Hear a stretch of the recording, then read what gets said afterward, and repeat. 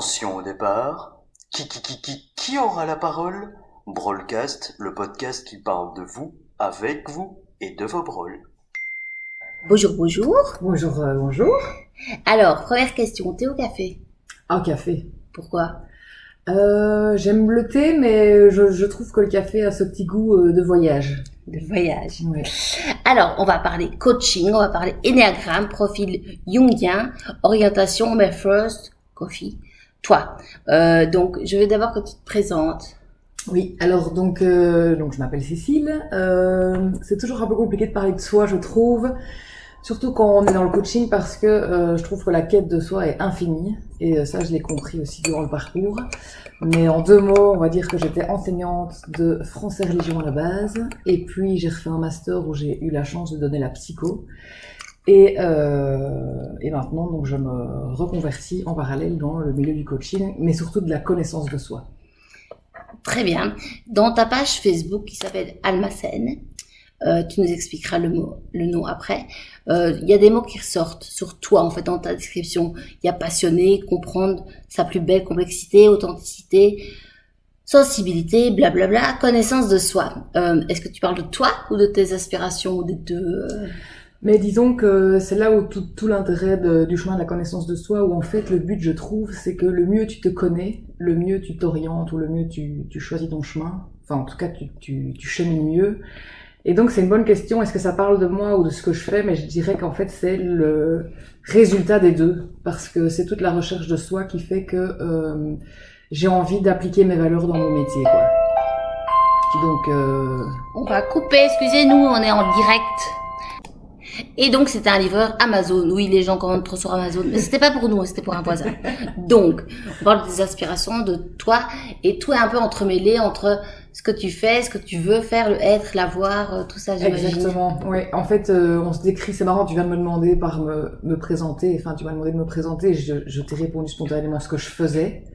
Or, c'est tout l'inverse. Et c'est drôle parce qu'on a toujours cette tentation à envie de se présenter par ce qu'on fait. Mais le travail, c'est plus qui suis-je vraiment et essayer de mettre en application nos propres valeurs dans notre métier. Un exemple, moi j'ai découvert que la liberté avait énormément d'importance dans ma vie et j'ai tout fait en fait pour essayer de mettre en œuvre dans ma vie professionnelle cette valeur et de la mettre en avant le plus possible, quoi. Parfait. Alors, pourquoi le nom Almacène? Alors ça a été une longue réflexion et j'ai eu ce petit flash quand j'adore aussi passer, comme je suis très très mentale, ça a été la découverte aussi, mais j'aime bien passer par le corps et c'est là où je lâche prise et c'est durant un massage en fait que j'ai eu le flash où je me suis dit j'avais envie d'avoir quelque chose qui sonne avec l'espagnol parce que l'Espagne c'est vraiment mon pays de cœur et quand je parlais de liberté j'ai vraiment envie de vivre entre les 2 pays. Et j'avais envie de quelque chose qui parle aussi de l'âme, parce que je trouve que c'est ce qui nous relie, en fait, c'est invisible, mais c'est ce qui nous lie. Et je cherchais donc un mot où j'avais envie que le mot âme soit dedans. J'avais mon ami qui m'a dit l'énéagramme, c'était vraiment horrible. Et donc, à un moment donné, je me suis dit, mais alma en espagnol veut dire âme, et mes initiales, c'est Cécile, pour mon prénom, et mon nom commence par N, et donc je me suis dit, en fait, Almacène veut dire entrepôt. Et donc, j'avais envie que ça soit de créer un espèce d'univers, un petit entrepôt où les gens puissent venir déposer leurs rêves, leur être, leurs aspirations, leurs envies, et en toute bienveillance. Au programme. Et donc, ça s'adresse à qui, en fait?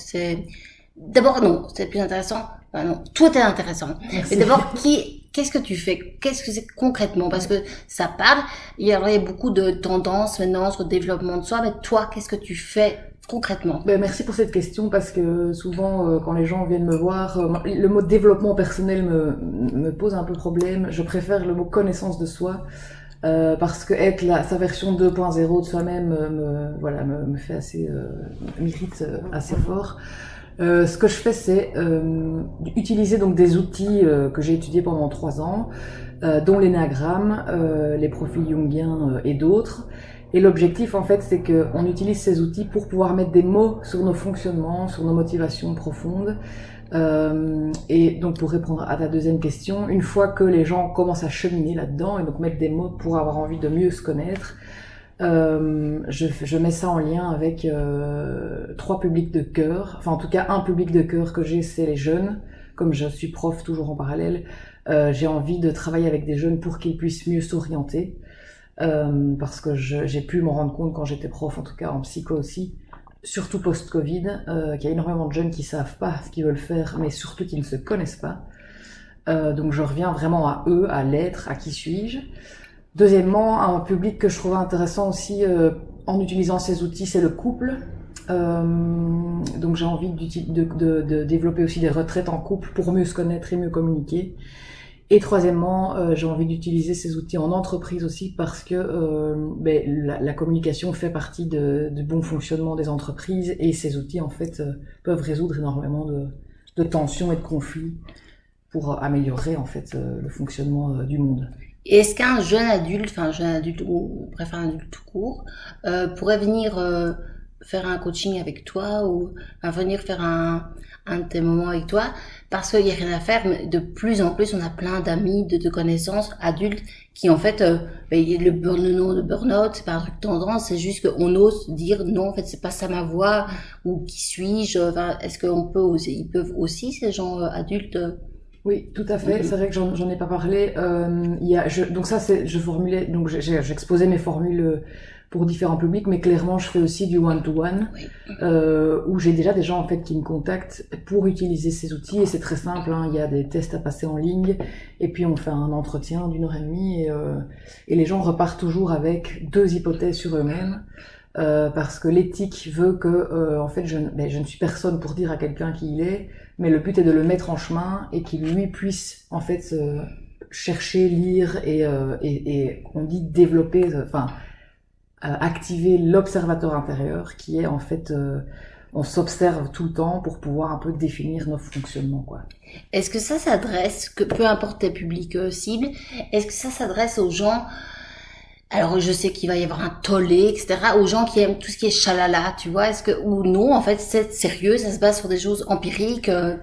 Mais c'est une super question parce que moi, je suis quelqu'un qui est autant rationnel que spirituel aussi. Mais j'avais besoin quand j'ai commencé en fait ce chemin sur moi-même, j'avais besoin de me rattacher à un institut qui était crédible, qui tenait la route, qui était si possible scientifiquement reconnu, même si la psychologie n'est pas une science exacte, on le sait.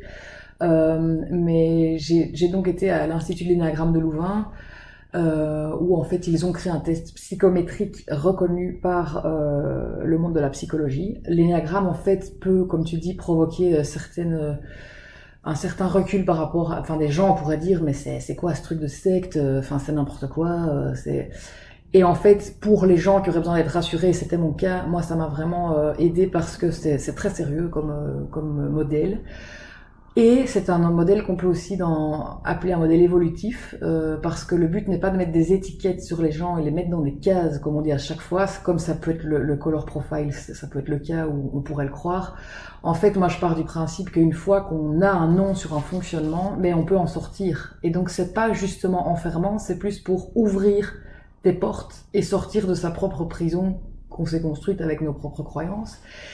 Et donc, pour en revenir à ta question de départ, il y a aussi un côté spirituel, évolutif, où on peut parler, si on a envie d'aller plus loin, mais c'est pas obligatoire. En tout cas, avec l'énéagramme, on peut parler aussi à un moment donné de toutes les blessures qu'on pourrait avoir, des blessures originelles qu'on développe dans notre personnalité, en fait, entre nos 0 et 2 ans. Ok. Alors, on peut te suivre sur Facebook, tu as une page. Je mettrai le lien, tout ça comme une vraie. Quel est le moment idéal pour venir? Enfin, non, je dirais comment toi tu fonctionnes? Est-ce qu'on prend rendez-vous? Est-ce que tu as des plages horaires? Oui, alors j'ai pour l'instant donc je n'ai pas encore communiqué, donc c'est en grande exclusivité, mais j'ai commencé une location d'un cabinet à Lèves, donc dans le centre Albiome, Albiome. Qui est une super initiative de plusieurs professionnels. Et donc là, j'ai un cabinet qui est splendide d'ailleurs, c'est dans un grand terrain avec des chevaux, il y a un bois, c'est superbe, au Prématy à Lèves. Donc là, j'ai les plages horaires de 13 à 17 le mercredi, donc pour les ados, c'est parfait. Et sinon, on peut aussi me contacter en dehors, et là, j'ai un bureau à Malone où je reçois sur rendez-vous. Et donc on peut me contacter sur mon numéro ou via ma page Facebook. Nickel. Et le mot de la fin? Le mot de la fin, ce serait Be wild, be free. C'est une phrase qui me parle assez bien, où en fait, soyez sauvage et soyez libre. Cool. Merci beaucoup. Merci à toi.